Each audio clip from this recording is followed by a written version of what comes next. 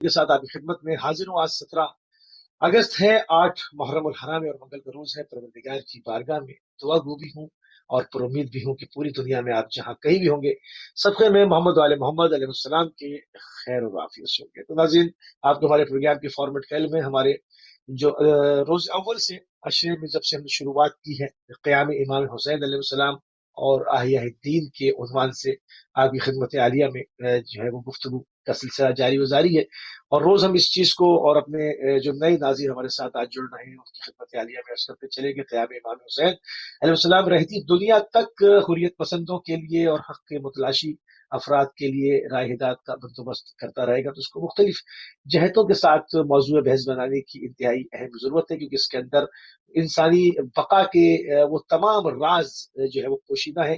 ہر رشتے اور ہر جو ہے ایک اینگل کے ساتھ جو ہے اس کے اوپر گفتگو کی جا سکتی ہے۔ اس بہترین موضوع کے اوپر گفتگو کرنے کے لیے ہمارے ساتھ موجود رہتے ہیں ہندوستان سے علامہ سید قلبی عباس رضوی صاحب، اور کویت سٹی سے علامہ مرزا عسکری حسین صاحب۔ اپنے دونوں مہمانان گرامی کی خدمت میں سلام عرض کریں گے اور ان ایام کا پرسہ پیش کریں گے۔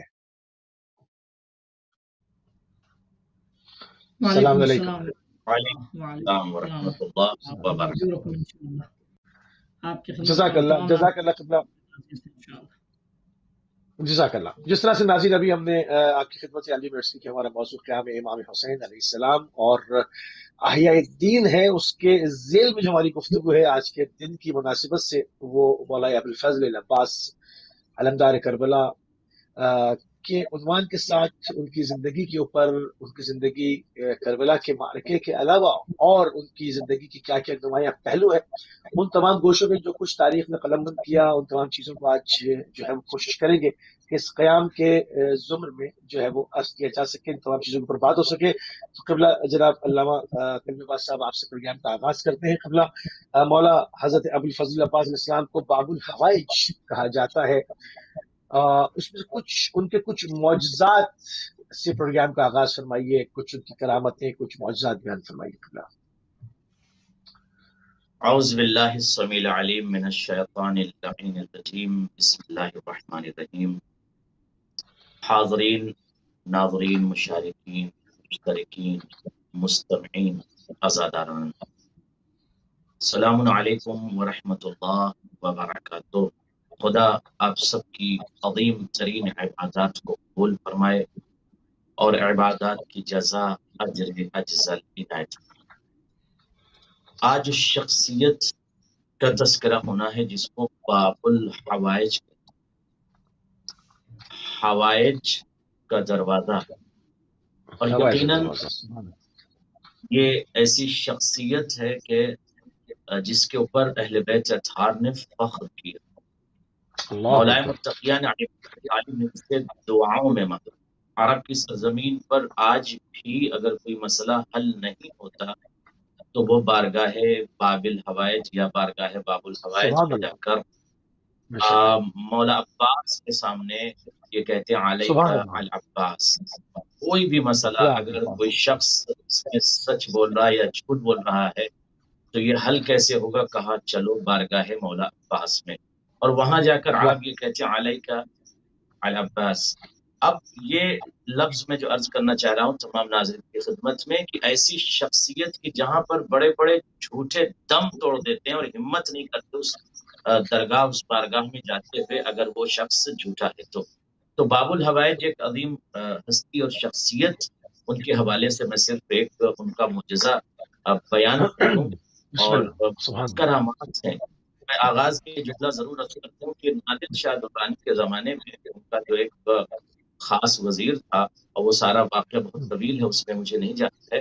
مختصر یہ کہ نادر شاہ درانی جب وہ عراق پہنچا اور نجف کے بعد جب کربلا پہنچا، ظاہر ہے کہ بہت ہی غصے والا یہ بادشاہ، بہت ہی زیادہ جری تھا، اور یہ بادشاہ جب پہنچا ہے اس نے دیکھا کہ ایک بچہ ہے جو جوان ہے، بلکہ جس کی ابھی نئی نئی شادی ہوئی تھی، وہ بارگاہ مولا عباس میں طلب کر رہا ہے، گریہ کر رہا ہے، رو رہا ہے۔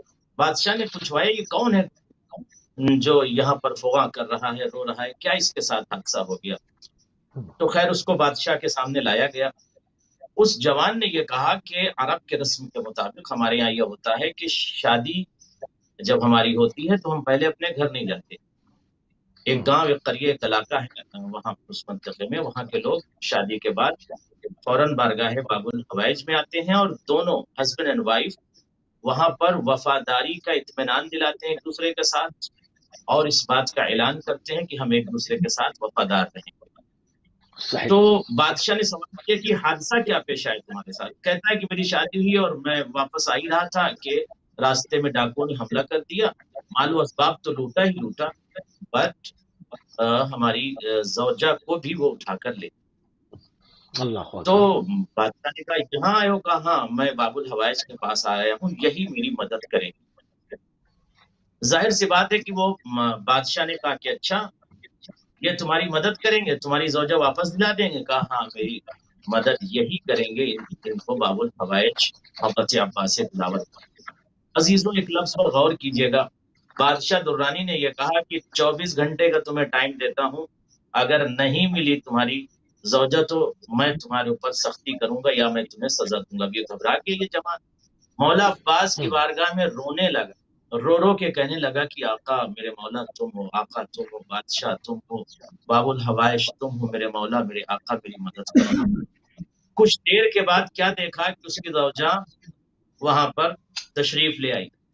अब जब बादशाह ने ये सारे मंजर को देखा और वो जौजा और वो हस्बैंड उसका दोनों, जौज और जौजा दोनों तवाफे गरीह मौला अब्बास कर रहे थे। फिर इनको तलब किया गया कि तुम्हारे साथ वाकया क्या हुआ? जौजा कहने लगी कि जब डाकुओं ने हमला कर दिया और डाकू हमको उठा कर ले गए, मैं बहुत मजबूर और परेशान थी। उस वक्त मैंने जो दुआ मांगी और जनाब अब्बास से मैंने फरियाद किया है। नाजरीन गौर कीजिएगा, बाबुल हवाइज के ऊपर गौर कीजिएगा, और वाकई दुआ मांगने का सलीका भी होना चाहिए। कहती है कि मैंने कहा, ऐ जनाब ज़ैनब के भाई अब्बास मेरी मदद कीजिए, मेरी इज्जत की हिफाजत आपके, आप मौला मेरी हिफाजत कीजिए, मेरी मदद कीजिए।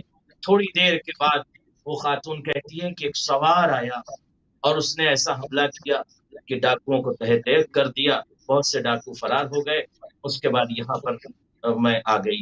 अल मुख्तसर ये कि मौला अब्बास उस शख्सियत को कहते हैं, उस अदीम ज़ात को कहते हैं। और उसके बाद 2 मिनट का और मैं अल्लामा शुस्त्री का एक वाक़या बयान करूंगा, बहुत ही अहम है। शायद इस वाक़े के बाद पूरी दुनिया के जवानान और पूरी दुनिया के लोग हिल जाएंगे और फिर वो बाबुल हवाइज की अज़मत को समझेंगे और वाक़ईन कनेक्ट हो सकेंगे मौला से।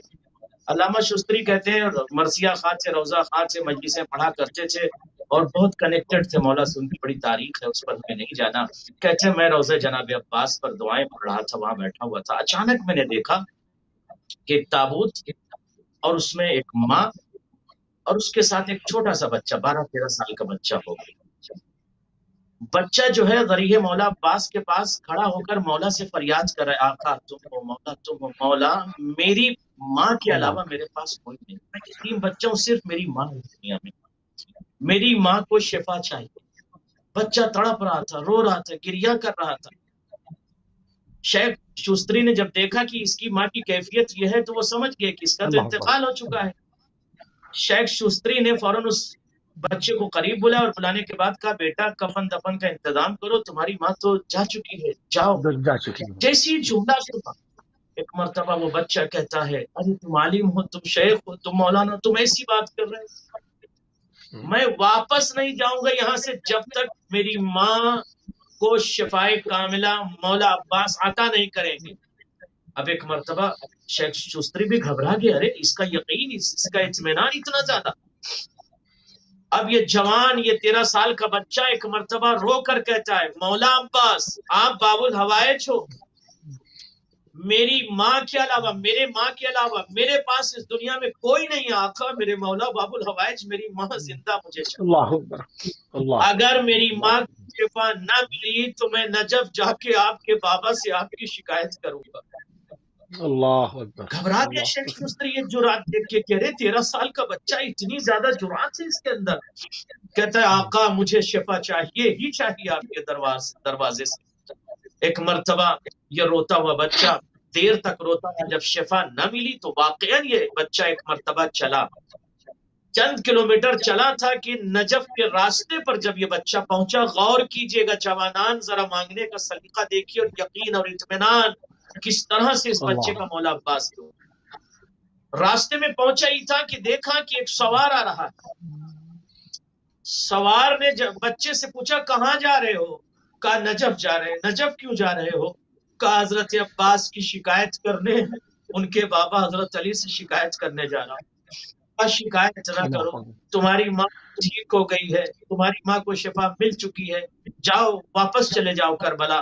نہیں واپس نہیں جاؤں گا، اگر واپس گیا اتنی دور میں آ چکا ہوں اور اگر شفا نہ ملی تو پھر مجھے آنا پڑے گا، میں واپس نہیں جاؤں گا۔ سوار نے کہا میں تمہیں اطمینان دلاتا ہوں، تم واپس چلے جاؤ، تمہاری ماں کو شفا مل چکی ہے۔ کہتا ہے نہیں میں واپس نہیں جاؤں گا۔ ایک مرتبہ سوار نے کہا کہ اچھا ٹھیک ہے، آؤ میرے ساتھ سوار ہو جاؤ گھوڑے پر، میں تمہیں کربلا لے چلتا ہوں، دیکھ لو اپنی ماں کو، تمہاری ماں کو شفا مل چکی ہے۔ ایک مرتبہ جیسے ہی سوار نے اس بچے سے کہا سوار ہو جاؤ، بچے نے ہاتھوں کو جوڑ کر کہا کہ میں چھوٹا ہوں، سوار ہو نہیں سکتا ہوں، ذرا مجھے ہاتھ کا سہارا دے کر گھوڑے پر سوار کر لیجئے۔ عزیزو ایک مرتبہ ردا کو ہٹایا غازی نے، ہٹا کر فوراً آواز دی ارے جس کے ہاتھ نہ ہو جزاکم اللہ خیر الجزا۔ عزیزو ایک مرتبہ یہ بچہ کربلا جب واپس آیا تو اس نے کیا دیکھا کہ ماں زندہ ہو گئی۔ اللہ اکبر، پریشان ہو گئے شیخ شوستری اس واقعے کو دیکھ کر کہ اگر ایک 13 سال کا بچہ واقعاً ڈوب جائے عشق مولا عباس میں اور ڈوب کر باب الحوائج کی بارگاہ میں دعا مانگے تو اس کی ماں کو زندگی مل سکتی ہے۔ عزیزوں مگر ضرورت اس بات کی ہے کہ شخصیت کی عظمت کو سمجھیں اور مانگنے کا سلیقہ اور طریقہ ہونا چاہیے۔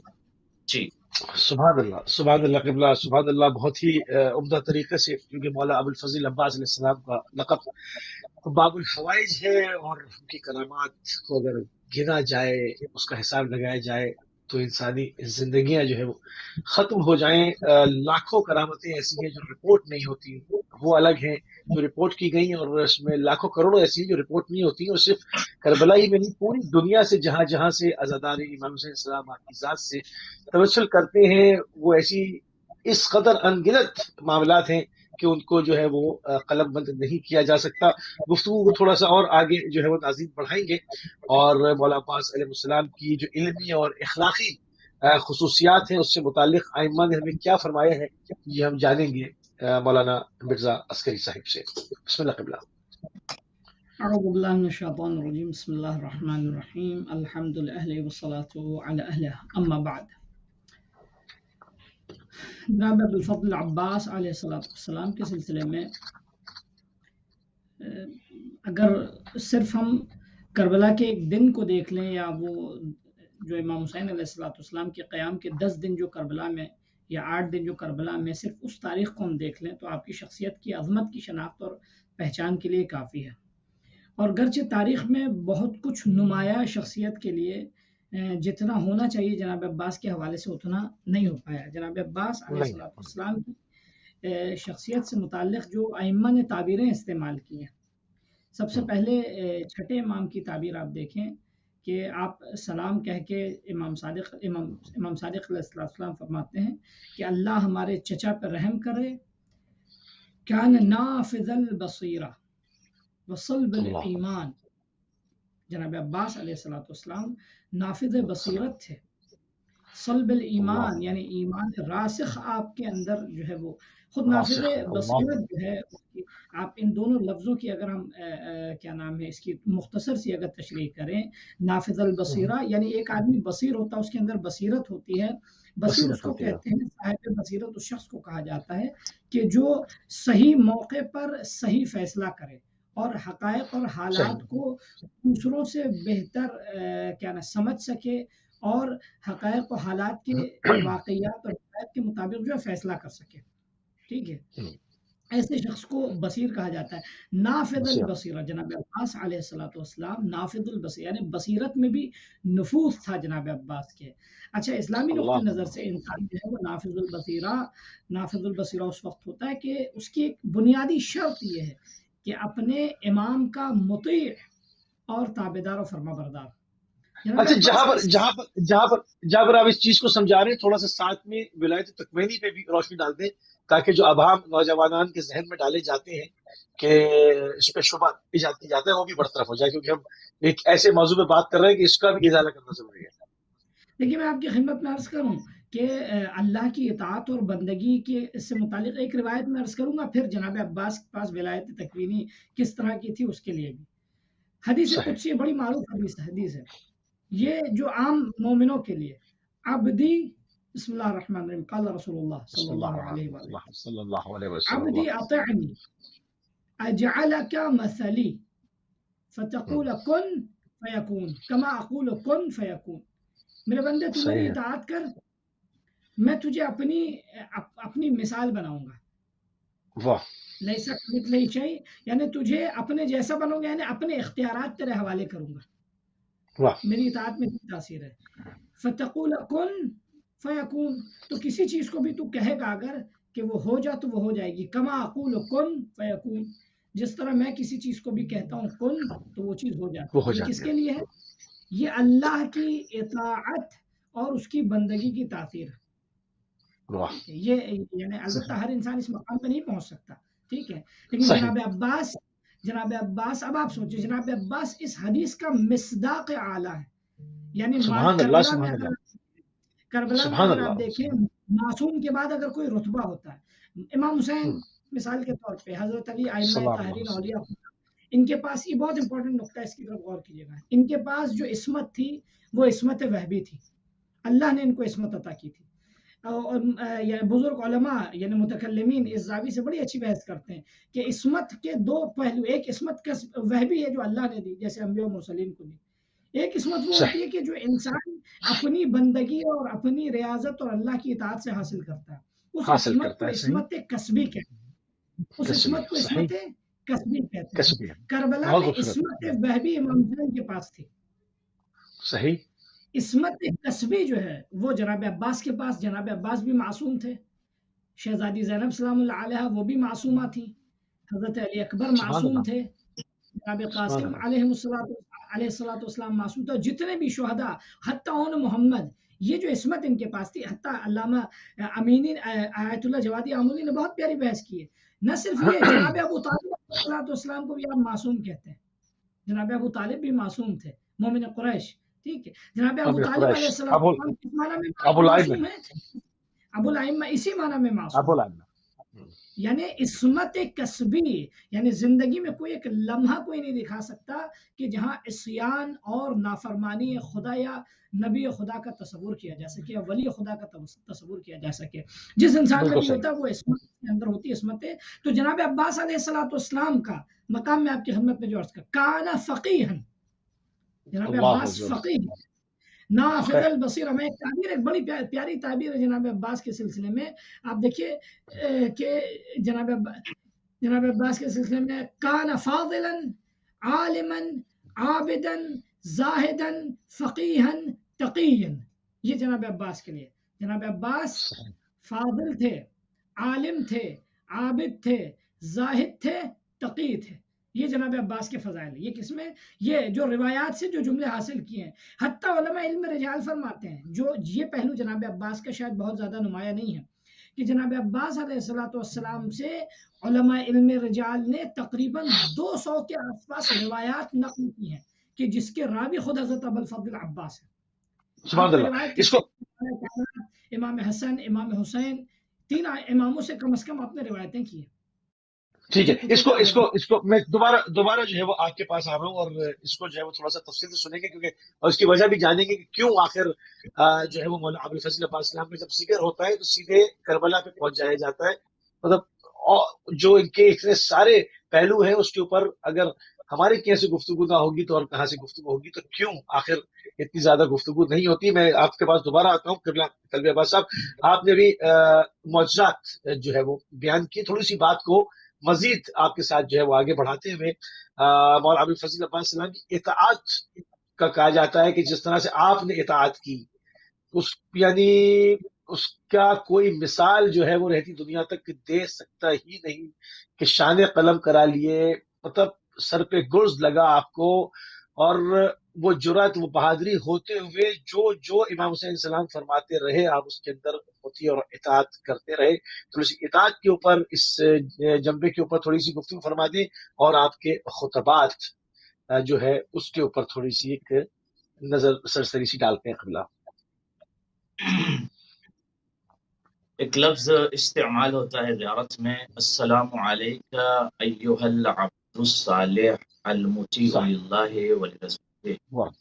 बेशक ये लफ्ज बहुत ही, और जहाँ हम हज़रत अब्बास दिलावर की जुर्अत को, शजाअत को, बसालत को, हमास को, क़ुव्वत को, क़ुदरत को, ताकत को, हिम्मत को पढ़ते हैं और दुनिया के सामने पेश करते हैं कि एक वक्त में तमाम शुजाअतों के रईस को हज़रत अब्बास कहते हैं, या यूँ कह दूँ कि मुअज्जमुल वसी जो मुंजिद है उसमें लफ्ज़ अब्बास का जो तर्जुमा लिखा हुआ है उसमें यह है कि असदुल उसूद, असद शेर को कहते हैं और अब्बास कहते हैं असदुल उसूद, ऐसा शेर जो शेरों का शेर, यानी जिसकी हैबत शेरों के ऊपर हो। गौर कीजिएगा, बहुत ही अहम लफ्ज, यानी अब्बास दिलावर कि जो जुर्अत के मामले में, शजाअत के मामले में पूरी दुनिया जिनकी आज़मत को तस्लीम करती है।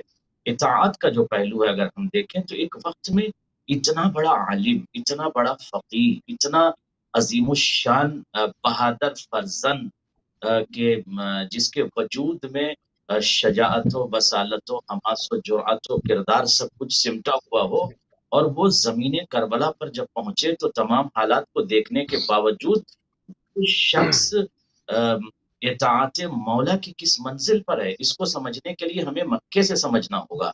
जब मक्के में अजीब सी सिचुएशन है कि बनु उमय्या ने और यजीद और उसके तमाम मुतमर्रिदीन और मुजरिमीन ने ये कोशिश की कि मजलूम करबला को यहीं पर कत्ल कर दिया जाए, हुज्जाज के दरमियान भीड़ में, क्राउड में कत्ल कर दिया जाए और किसी को पता न चले। चूंकि जल्दी से जवाब देना है इसलिए बहुत तेजी से लफ्जों का कम इस्तेमाल करते हुए, अब हालात ये थे, क्राउड में अगर मौला इमाम हुसैन को कत्ल कर दिया जाता तो पता ही नहीं चलता।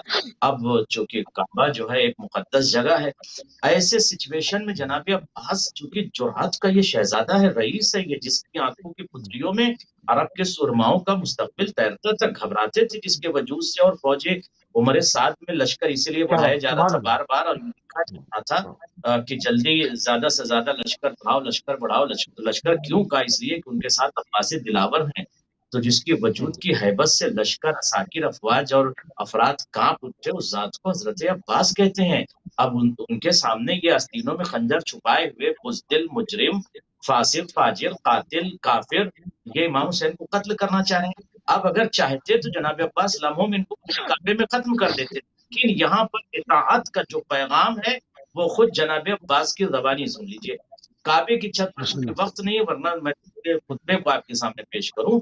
काबे की छत पर मौला अब्बास जब तशरीफ ले गए हैं तो वहां पर खुद इस बात का ऐलान किया, और जवाब है करबला। कहते हैं लौलम तकुन मशियत मौलाई मजबूलतन मिन मशियत रहमान लवक़अतु अलैकुम कस्सक़रिल गज़बान अला असाफ़िर तैरान। मौला अब्बास कहते हैं कि अगर खुदा की कसम मेरे मौला की मशियत का राबता, कनेक्शन खुदा सी अंदाज में लायनफक है। और कीजिएगा, मजबूला यानी ऐसा इत्तिसाल की जिसमें इन्फिकाक मुमकिन ना हो, इख्तराक मुमकिन ना हो, जो लायनफक है, जिसमें जुदाई मुमकिन ना हो। मेरे मौला की मशियत का इत्तिसाल अगर खुदा की मशियत से ना होता तो मैं तुम्हें टुकड़ों में तकसीम कर देता।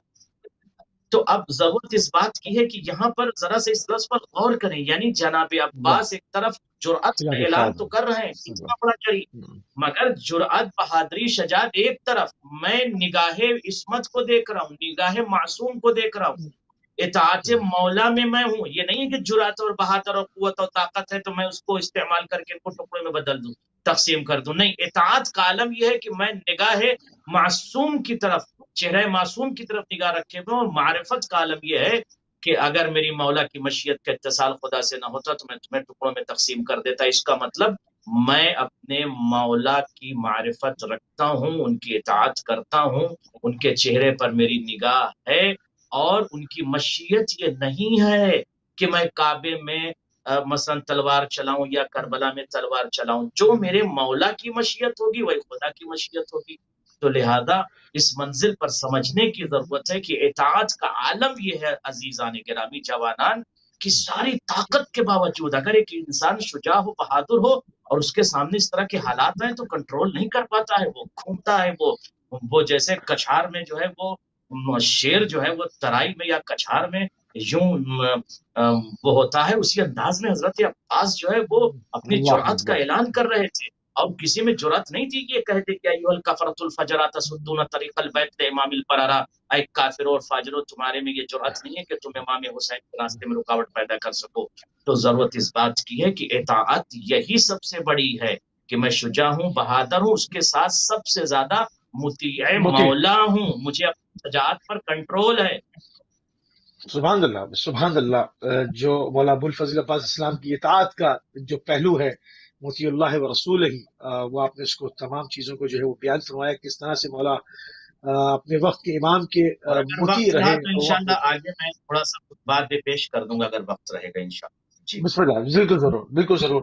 قبلہ عسکری صاحب بہت اچھی بات آپ نے کی کہ جب مطلب ہم دیکھتے ہیں اور عموماً یعنی ایک پریکٹس میں ہے، کوئی اس کو خاطر جمع میں ڈلائے، مطلب جب بھی مولا ابوالفضل عباس اسلام کا ذکر ہوتا ہے تو ایک سوچ ہر انسان کی کربلا کی جانب جاتی ہے، اور وہاں پر شجاعت، وہاں پر آپ کی جنگ، وہاں پر آپ کی اطاعت، وہاں پر آپ کا صبر، وہاں پر آپ کا بچوں کے ساتھ شفقت، وہاں پر آپ کا پانی لے کے آنا، پانی کے لیے سعی کرنا، وہاں سے پھر آپ کے شان قلم ہونا، آپ کے سر پہ گرز کا لگنا، ان تمام چیزوں کی جانب فوراً ایک سوچ جاتی ہے. مگر اس کے علاوہ بھی آپ کی زندگی، اس سے جو پہلے کی زندگی ہے، کربلا سے پہلے کی، اس میں آپ نے بتایا کہ آپ ایک فقیہ ہیں، آپ سے احادیث لی گئی ہیں. تو یہ ہمارے یہاں اس پر اتنا زیادہ ذکر کیوں نہیں ہوتا؟ آخر اس کی کیا وجہ ہے؟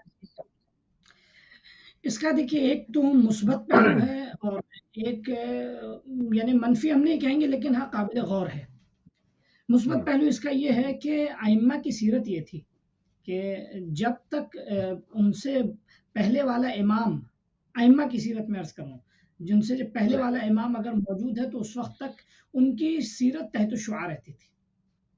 صحیح. مثال کے طور پہ میں یعنی مولا کائنات کے دور میں گرچہ امام حسن امام حسین علیہ السلام کی شخصیتیں نمایاں تھی، آپ کی فعالیتیں نمایاں تھی، لیکن آپ کی تمام فعالیتیں، تمام جو ہے وہ دینی خدمات بامر امام علی تھی. امام علی علیہ السلام مولا کائنات کے حکم کے تابع تھے آپ، کیونکہ امام وقت وہ تھے. حتیٰ آپ دیکھیں امام حسن علیہ السلام کے زمانے میں بھی 10 سال کا فاصلہ، یعنی آپ دیکھیں صلح کے بعد کا جو 10 سال کا عرصہ ہے، یعنی امام حسین کی شہادت سے 10 سال قبل، جب تک امام حسن علیہ السلام آپ کی خدمت 40 کے بعد سے 50 تک جو ہے وہ باحیات رہے شہادت سے، یہ 10 سال کے عرصے میں امام حسین علیہ السلام کی شخصیت بہت زیادہ نمایاں نہیں ہے. یہ کس لیے ہے؟ یہ ایک ادب ہوتا ہے کہ جب تک امام موجود ہے اس کے سامنے ولو دوسرا شخص وہ امام ہی کیوں نہ ہو لیکن وہ جرأت نہیں کرتا گفتگو کی، الا یعنی اجازت طلب کر کے، یا امام نے اجازت دی ہو یا حکم دیا ہو. جناب عباس علیہ السلام کی زندگی میں بھی بالکل یہ چیز تھی. جناب عباس کے لیے اتنی عظمت، اتنی جلالت اور اتنی شخصیت کے باوجود آپ دیکھیں تاریخ یہ کہتی ہے کہ جب امام حسین علیہ السلام کی خدمت میں آ کے بیٹھتے تھے یا امام علی علیہ السلام کی خدمت میں آ کے بیٹھتے تھے، امام حسن علیہ السلام کی خدمت میں بیٹھتے تھے، جبکہ امام علی آپ کے بابا تھے، امام حسن اور امام حسین آپ کے بھائی تھے، لیکن بمثل العبد، جیسے غلام جو ہے وہ ایک اپنے آقا کے سامنے آ کے بیٹھتا ہے، جناب عباس اس طرح بیٹھتے تھے ان کی زندگی میں. ٹھیک ہے، تو اچھا زندگی کا زیادہ حصہ آپ کا ائمہ علیہ السلام کے حضور میں گزرتا تھا اور ان کی خدمت میں گزرتا تھا. تو ایک تو مثبت پہلو یہ ہے، اور یہ جناب عباس کا کمال ہے کہ جب تک امام حسین علیہ السلام کے ساتھ رہے، امام حسین کی خدمت میں اپنی زبان اس وقت تک نہیں کھولی جب تک امام حسین کی مشیت نہ ہو، امام حسین علیہ السلام کا اذن نہ ہو، یا امام حسین علیہ السلام کی خواہش نہ ہو، یا امام حسین علیہ السلام کا حکم نہ ہو. مشیت، اذن، خواہش آپ کی خدمت میں عرض کرے یا حکم، اس کے تابع تھے جناب عباس. اس لیے اکثر آپ کی زندگی کے یعنی جو مثلا آپ کی شخصیت کے بہت زیادہ پہلو جو ہیں وہ بہت زیادہ نمایاں نہیں آئے. فرض کیجئے جنگ صفین میں آپ کی شخصیت کا پہلو نمایاں ہوا، کیونکہ مولا کائنات نے باقاعدہ آپ کو حکم دے کے بھیجا. 13 سال کا سن تھا آپ کا، 13 سال کے سن میں وہ یعنی گویا تاریخ کے لیے ایک نمایاں جنگ کیا آپ نے، ابو شعثا اور اس کے 6 بیٹوں کو واصل جہنم کیا، آپ کی خدمت میں عرض کریں تو اس طرح آپ جنگ لڑے تھے جیسے کہ مولا کائنات علیہ الصلوۃ والسلام میدان جنگ میں دشمن سے دست بپیکار ہیں۔ تو آپ معصوم کے حکم سے جب بھی آپ کی شخصیت نمایاں ہوئی آپ سامنے آئے، لیکن جب تک معصوم کا حکم یا معصوم کا اذن نہیں رہا آپ کی شخصیت جو ہے وہ بہت زیادہ کھل کر نمایاں نہیں ہوئی۔ کربلا میں امام حسین علیہ الصلوۃ والسلام کے سامنے آپ کی خدمت میں عرض کریں آپ کے کردار اور آپ کے اخلاق کا جوہر نمایاں ہوا، آپ کی جانثاری، آپ کی فداکاری، آپ کی باوفائی، آپ کی مثال کے طور پہ آپ کا صبر۔ جناب عباس اشجع تھے، یعنی شجاعت میں گویا اپنے آپ میں مثال تھے، لیکن جناب عباس جو ہے یعنی آپ کا صبر دیکھیں۔ جی جناب آپ کال ریسیو کرنا چاہیں تو میں کنٹینیو کروں؟ ٹھیک ہے میں لے لیتا ہوں۔ السلام علیکم ورحمۃ اللہ۔ جی السلام علیکم۔ وعلیکم السلام، یہ نمبر آپ کا اسکرین پہ ہے یا تھرو نہیں ہو رہا؟ جی میرے خیال میں تھرو نہیں تھا، ابھی ٹھیک ہے آپ بات کیجیے۔ اچھا السلام علیکم قبلہ صاحب، آپ کو پیش کرتا ہوں آپ کو امام کا۔ قبلہ صاحب آج میرے پاس ایک شعر کی شکل میں سوال آیا ہے اور میں اس پہ آپ سے تھوڑا سا آپ سے سوال کا جواب لینا چاہتا ہوں۔ ہلو جی جی فرمائیے۔ سوال یہ ہے کہ شعر آیا ہے کہ اسلام مکان کے گھر کا مکان بن گیا حسین، پیکر میں سر سون مگر بن گیا حسین، یہ حوصلہ یہ صبر یہ شہادت ثبوت ہے، ہر دور کے یزید کا ڈر بن گیا حسین۔ قبلہ جب سوال انہوں نے یہ کیا ہے کہ یہ ہر دور کے یزید کا جو ڈر بن گیا حسین ہے، لطیفے میں بھی یہی خاندان ڈر تھا، سفید میں بھی یہی ڈر تھا، جمل میں بھی یہی ڈر تھا، لطیفے والوں نے جو کیا جیسے آپ نے کل بتایا کہ دروازہ جلایا محسن شہید کیا ڈر کی وجہ سے، آج 1400 سال کے بعد بھی یہی ڈر ہے کہ یزید تو یہی ڈر ہے، اور یزید زندہ باد کہنے والے بھی موجود ہیں، لیکن ڈر بھی انہیں حکامیت کا ہی ہے۔ تو سوال انہوں نے یہ کیا کہ یہ ڈر جو ہے یہ کب تک ان کے ساتھ رہے گا، اور اس ڈر کو وہ کس طرح ختم کیا جا سکے کہ حسینیت جو ہے وہ یزیدیت پہ حاوی آئے، اور حسینیت جو ہے وہ ثابت کرے کہ یزید اپنے دور کا ظالم تھا اس لیے ڈرتا تھا۔ یہ کس انداز میں کس طریقے سے ثابت آج کے دور میں کیا جائے گا کہ یزید کے آج بھی زندہ باد نعرے لگانے والے موجود ہیں؟ یہ انہوں نے سوال کیا ہے۔ تھینک یو جی، مہربانی، شکریہ، بہت شکریہ جناب علی۔ جی قبلہ کنٹینیو کیجیے۔ تو آپ کی خدمت میں عرض کریں، آپ دیکھیے جناب عباس کی کیا نام ہے شخصیت، آپ دیکھیں جناب عباس کی شخصیت آپ کربلا میں دیکھیں، ایک دن میں آپ کے تمام اتنی شجاعت، اتنا جنگجو ہونے کے باوجود 13 سال کے سن میں جب آپ کا جوہر شجاعت یہ تھا اور جنگی فنون کے جوہر آپ کے یہ تھے، تو 32 سال کے سن میں جو ہے وہ ایک مثال تھے جناب عباس علیہ الصلوۃ والسلام۔ آپ وہ تاریخ میں ہم لوگ اکثر جو ہے وہ مصائب میں یہ فقرہ جو ہے وہ کہا جاتا ہے کہ صرف ایک نیزہ لے کے گئے تھے، لیکن دشمن کے دل میں ایک رعب تھا، ایک خوف تھا جناب عباس کا غم امام حسین علیہ السلام کا۔ لیکن اس کے باوجود بھی آپ دیکھیں جیسے مولا کائنات کو کہا جاتا ہے کہ علی متضاد صفات کے حامل تھے، بالکل ہو بہو وہی، یعنی آپ مثلا کیا نام ہے جب میدان جنگ میں تو علی سے شجاع کوئی نہیں، میدان عبادت میں تو علی سے زیادہ بکا کوئی نہیں، یہی حال جناب عباس کا بھی تھا، متضاد صفات اور متضاد کمالات کے حامل تھے جناب عباس۔ جب آپ میدان جنگ میں جائیں تو آپ سے زیادہ کوئی یعنی شجاع بہادر نہ ہو، میدان عبادت میں آئیں، بچوں کے ساتھ اس قدر رعوف تھے کہ بچے آپ کی طرف لپکتے تھے، یعنی بچے آپ کو دیکھ کے آپ سے چپٹ جاتے تھے، لپٹ جاتے تھے، آپ سے آ کے گویا آپ کا دامن پکڑ لیتے تھے، اس قدر اظہار شفقت کرتے تھے۔ خوب یہ سیرت جناب عباس علیہ السلام نے کس سے حاصل کی؟ اپنے بابا سے علی مرتضیٰ علیہ السلام سے حاصل کی۔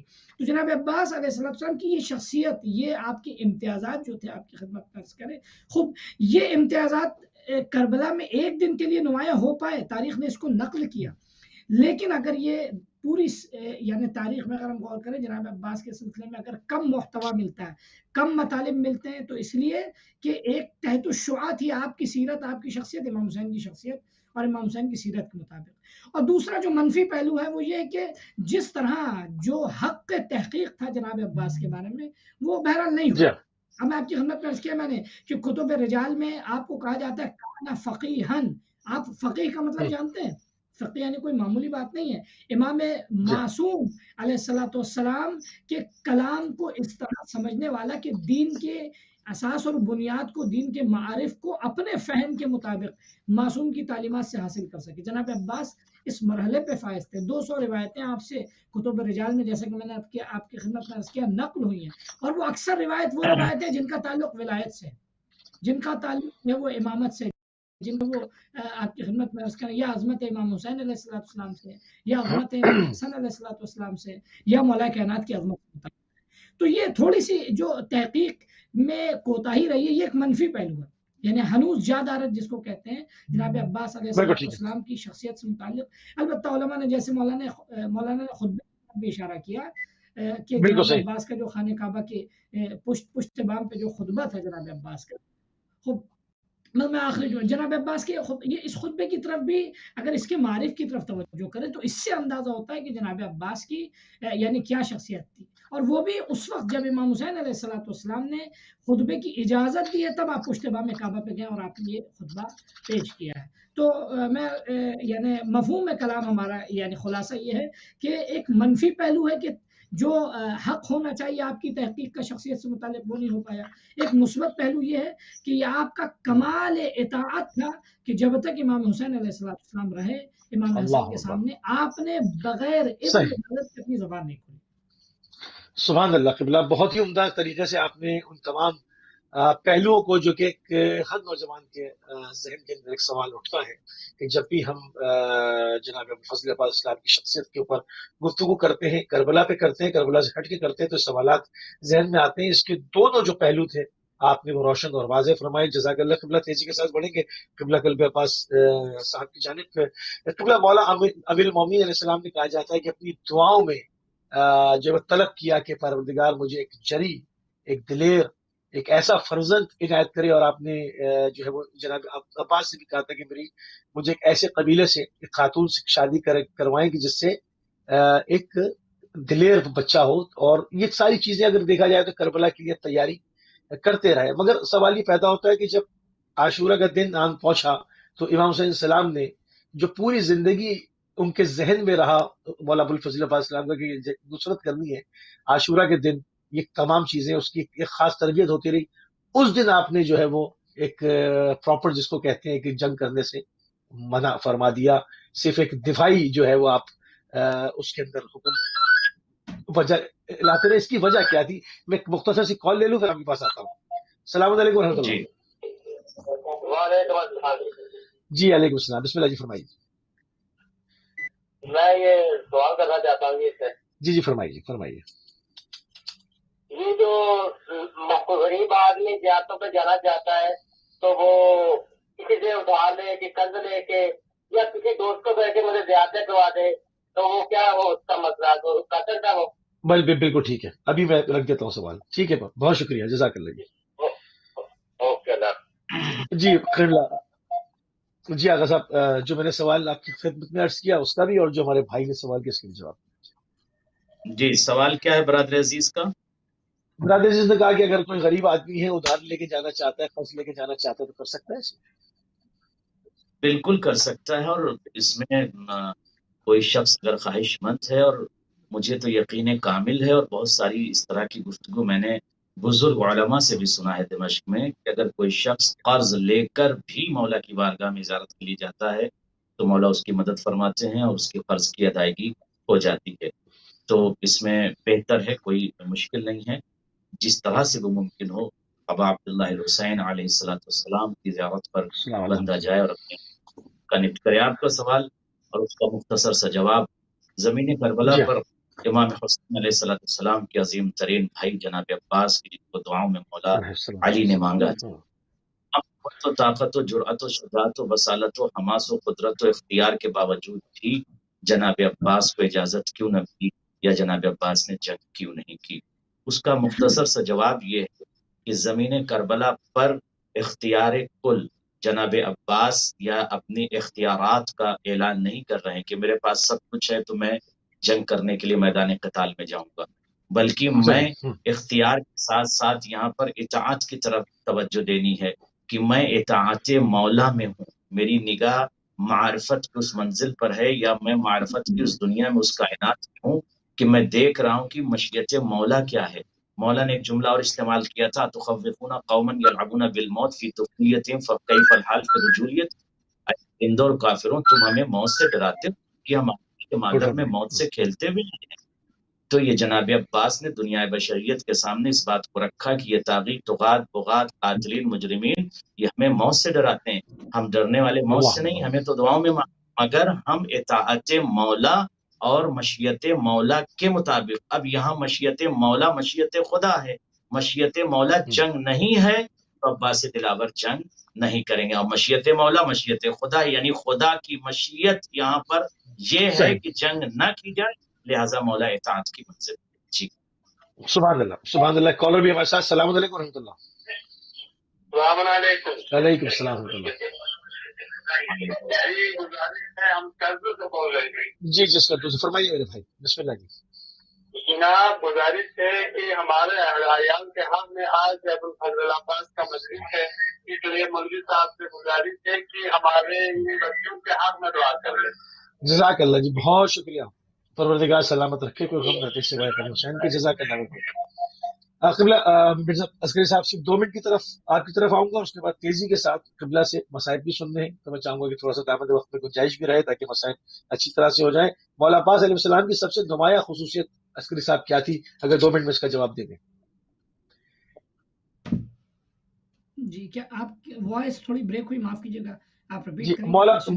مولا ابوالفضل عباس السلام کی سب سے زیادہ نمایاں خصوصیت کیا تھی؟ اس کا اگر آپ 2 منٹ میں جواب دے دیں تو پھر میں مسائل کی طرف بڑھ جاؤں. ایک مختصر سی کال لے لوں 30 سیکنڈ کی. السلام علیکم ورحمۃ اللہ. میں نے ایک چھوٹا سا سوال بسم اللہ بسم اللہ. کیا گیا ہے. جی جلدی سے.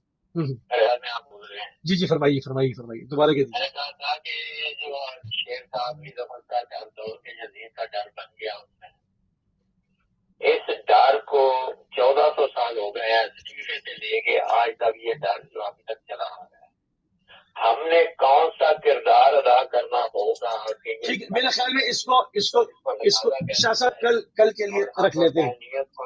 اب مسائل بالکل ٹھیک ہے، اب مسائل کا وقت ہے، انشاءاللہ اس کو کل شامل کر لیں گے. کل آپ تھوڑا سا ہنٹ دے دیجیے گا تو انشاءاللہ اس پر تفصیل سے بات کر لیں گے. یہ تفصیل طلب ہے، اس پر میں اگر جلدی سے 1 منٹ میں جواب لوں گا تو جو ہے بات واضح نہیں ہوگی. قبلہ سب سے اہم خصوصیت مولا ابوالفضل عباس السلام کی، پھر میں تیزی کے ساتھ مسائل کی جانب جاؤں. جناب ابوالفضل عباس علیہ السلام کی سب سے نمایاں خصوصیت جو آپ دیکھیں کربلا میں، ایک ایھا العبد الصالح المطیع للہ ولرسولہ. چھٹے امام نے جو ہے وہ آپ کی جب تعریفیں کی، زیارت نامے میں آپ کے بہت سارے فضائل تھے، آپ کے القاب بے شمار تھے، لیکن زیارت نامے میں اس لفظ کا استعمال کیا کہ ایھا العبد الصالح، آپ عبد صالح تھے. کیا خصوصیت تھی آپ کی؟ المطیع للہ، اللہ کے تابعدار و فرمانبردار، ولرسولہ، اور اس کے رسول کے فرمانبردار، اور امام وقت پر اپنے آپ کو فدا کرنے والے. سبحان اللہ. جناب تیزی کے ساتھ یعنی اب آپ دیکھیں جی اس طرح خود کو فدا کیا کہ اپنی شخصیت کو یعنی بالکل، یعنی جناب عباس نے کہیں بھی خود کو نہیں نظر رکھا. ہر جگہ آپ کی بات تھی کہ ہمارے آقا امام حسین علیہ السلام کی شخصیت اور ان کے اہداف اور ان کے اغراض و مقاصد. بالکل ٹھیک ہے قبلہ، یہ نمایاں ہو گئی بات انشاءاللہ. اور اس کو جو ہے وہ آنے والے، چونکہ کل کا بھی دن ہے ہمارے پاس، اس پہ اور تھوڑی سی گفتگو کریں گے. قبلہ بالکل ہمارے پاس 6-7 منٹ ہے. مصائب مولا غازی ابوالفضل عباس علیہ السلام. کل پہ عباس صاحب بسم اللہ. عظم اللہ لکم الاجر جمیعا انشاءاللہ. انا للہ و انا الیہ راجعون. حضرت عباس دلاور علیہ السلام کے حوالے سے چند فقرے اور ایک روایت یہ پیش کی جاتی ہے کہ حینما ذهب العباس علیہ السلام الى شط الفرات و الى شط الفرات، جب مولا عباس فرات کے قریب پہنچے ہیں تو اس وقت چلو میں پانی لیا، اور اس کے بعد پانی لینے کے بعد امام حسین کی پیاس یاد آ گئی، اور امام حسین کی پیاس جیسے یاد آ گئی، امام حسین کی پیاس فوراً یاد آنے کے بعد مولا عباس نے پانی کو فرات پر پھینک. یہ عام طور پہ روایت اس طرح سے پڑھی جاتی ہے، حالانکہ اس کا جو متن عربی میں اگر آپ دیکھیں، ذکر عطش الحسین علیہ الصلوۃ والسلام ورم الماء بیدہ، مولا عباس نے لفظ ذکرہ پہ غور کیجیے گا، عربی لفظ ہے، ماضی کا صیغہ ہے ذکرہ۔ اب یہاں پر جو ترجمہ ہو جاتا ہے کہ پانی ہاتھ میں لینے کے بعد پیاس کو یاد کیا، یا پیاس یاد آ گئی۔ پیاس اگر یاد آ گئی تو بھولے کب تھے؟ امام حسین کی پیاس کو حضرت عباس بھولے کب تھے کہ فرات پر امام حسین کی پیاس آ گئی؟ کب بھولے تھے؟ ضرورت اس بات کی ہے کہ اس کا صحیح ترجمہ ہے ذکر عطش الحسین علیہ الصلوۃ والسلام۔ ذکر ماضی کا صیغہ ہے، امام حسین علیہ الصلوۃ والسلام کے لیے مشہور جملہ ہے امام صادق علیہ الصلوۃ والسلام کا، بلکہ بہت ساری روایتیں ہیں کہ اے شیعوں جب ٹھنڈا پانی پینا تو میری پیاس کو یاد کر لینا، ایک جملہ۔ دوسرا جملہ صلی اللہ علیہ یا ابا عبداللہ، پانی پئیں تو مولا حضرت امام حسین پر صلوات پڑھ کر پانی پیا کریں۔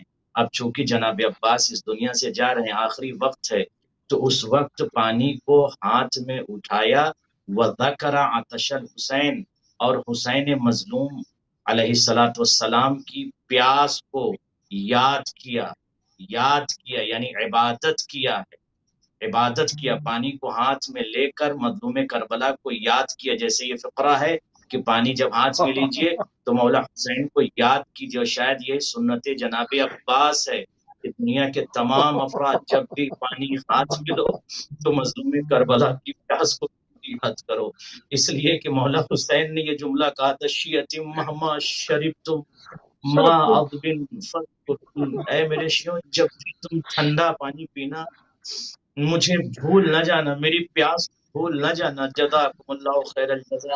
ایک مرتبہ غازی عباس مولا حسین کی خدمت میں سر جھکا کر آقا مجھے مرنے کی اجازت دے دیجئے۔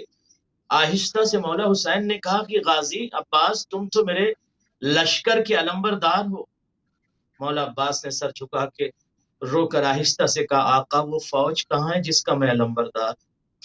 گویا یہ بھی ایک مصائب کا فقرہ ہے، آقا فوج تو سب ماری جا چکی ہے، شہید ہو چکے ہیں، آقا کون ہے، کہاں ہے فوج وہ جس کا میں علمبردار؟ یہ علمبردار رہ کر کیا کرے؟ عزیزوں فقرہ ہے یہ، کربلا کے مصائب کا درد بنا جملہ ہے۔ جناب عباس علیہ السلام نے ایک فقرہ کہا آقا مجھ سے بچوں کی پیاس یا علتش کی صدائیں سنی نہیں جا رہی ہے۔ مصائب کی کتب میں دیکھیے گا وہاں پر خیام حسینی میں ایک خیمہ ایسا مخصوص تھا جس میں مشق رکھے ہوئے تھے۔ جناب عباس علمدار نے جب ان کو اجازت ملی تو خیمے کے قریب گئے جہاں پر سارے مشق رکھے ہوئے تھے۔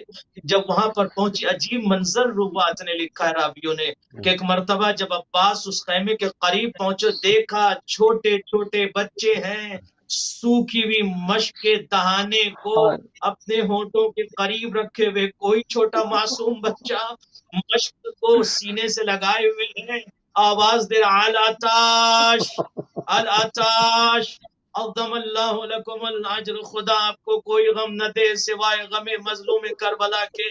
عزیز و عباس دلاور جب چلے ہیں مولا حسین نے عباس کے علم پر لکھا انا للہ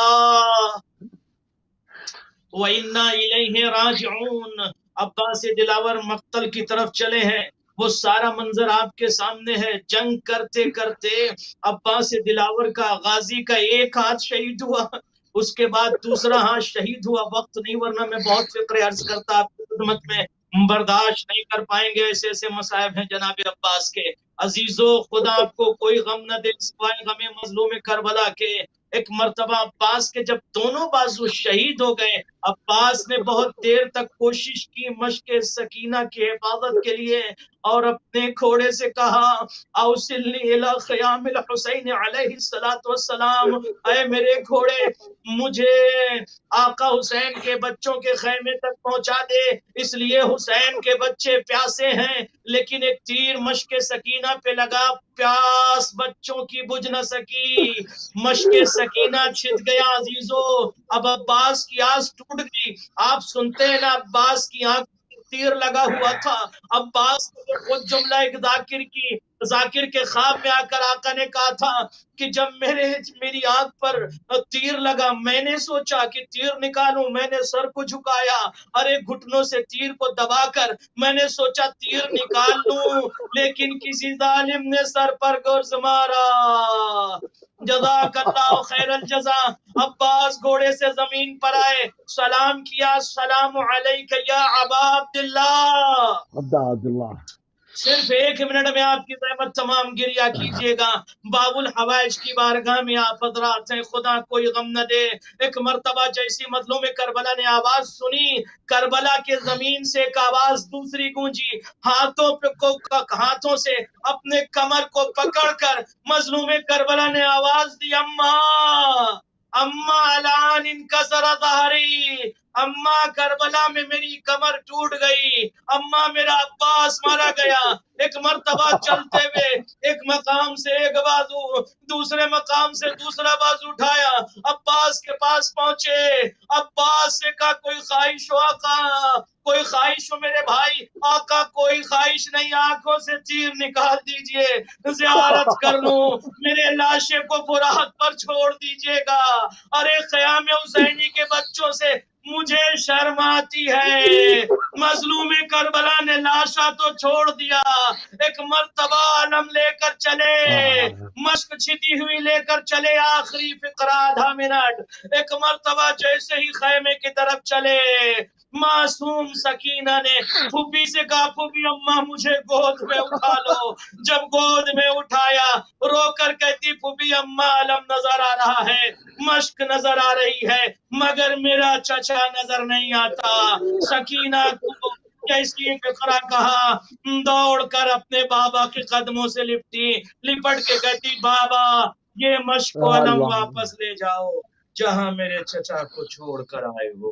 سکینہ کہتی ہے چچا واپس لے جاؤ، جب تک زندہ رہوں گی چچا تمہاری جزاک اللہ قبلہ، جزاک اللہ۔ انتہائی مشکور و ممنون ہے اپنے دونوں مہمانان گرامی کے، علامہ سید کلب عباس رضوی صاحب آپ شامل ہوئے ہندوستان سے، علامہ مرزا عسکری حسین صاحب آپ شامل ہوئے کویت سٹی سے، کربلا قیام امام حسین علیہ السلام اور احیاء الدین کے موضوع کے تحت ہماری گزارشات آپ کے اذان عالیہ تک منتقل کی جا رہی ہیں۔ ہمارے پروگرام کا ٹائم ناظرین